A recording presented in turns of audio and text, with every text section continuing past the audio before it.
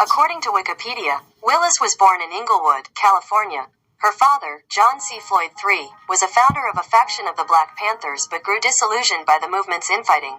My name is actually Fanni, Fanny. Taifa is my middle name, and my last name is Willis. Fanni Willis, the embattled and daughter of a Black Panther who is prosecuting Trump. She is the first Black woman to lead Georgia's largest district attorney's office. She has over 19 years of experience as an attorney, leading more than 100 jury trials and handling hundreds of murder cases.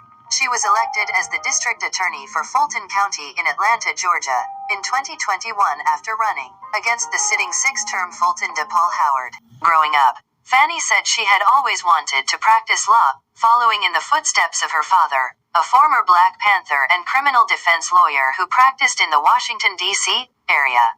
According to the New York Times, Willis was often brought to the courthouse by her father and put to work as his file clerk starting in elementary school. It is not surprising that she would grow up to pursue a career in law. She studied and graduated from Howard University in Washington, D.C. in 1992, before graduating from Emory University School of Law in 1996.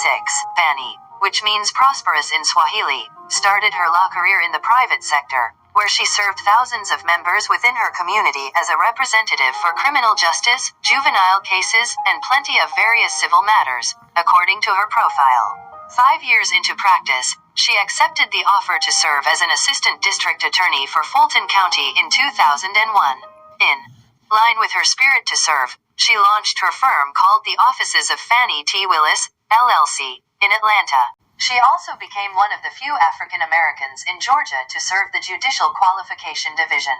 In this role, she prosecuted unethical judiciary and she ran against her former employer Howard because the district attorney's office in Fulton County was broken under his control, she said.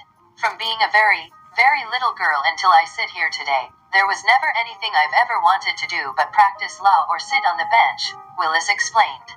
I always knew that I wanted to be the district attorney, but in my mind, I would never run against the sitting da.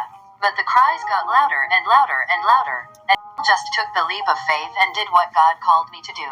Aside from practicing law, Willis also has another passion, which is her no-profit organization called Love for Carla. The institution focuses on raising awareness for sickle cell anemia after the disease afflicted a friend of Willis. In recent days, she has been in the news over her romantic relationship with Special Prosecutor Nathan Wade, with whom she is working on the Georgia election case against Donald Trump and 14 other defendants. In 2022, District Attorney Willis and I developed a personal relationship in addition to our professional association and friendship, Wade wrote in an affidavit attached to a 176-page motion Willis filed in court, according to The Guardian. Willis said that the relationship began after Wade was hired and called motions to disqualify her meritless. County DA Fanni Willis now says her admitted romantic relationship is not reason enough for her to be removed from a career-defining case. And that case against Donald Trump and his allies. A court filing released this afternoon shed light on what's been going on between Willis and Nathan Wade, who she personally hired. Atlanta News First political reporter Doug Reardon live tonight outside the Fulton County Courthouse. As you come on to the page, kindly hit the like bell, which is the thumbs up bell, and subscribe if you haven't done so as yet. Thank you. And Doug, Fanni Willis's official response was nearly 200 pages long, so boil this down for us tonight. Right, good evening, guys. I think the biggest thing is that she did not deny being in a relationship with the man she hired to be Special Prosecutor Nathan Wade, but she said it didn't begin until after November 2021, the month that Nathan Wade was hired and brought onto this team as a Special Prosecutor. She also very defiantly fought back against allegations that she benefited financially from Wade's large contract with her office.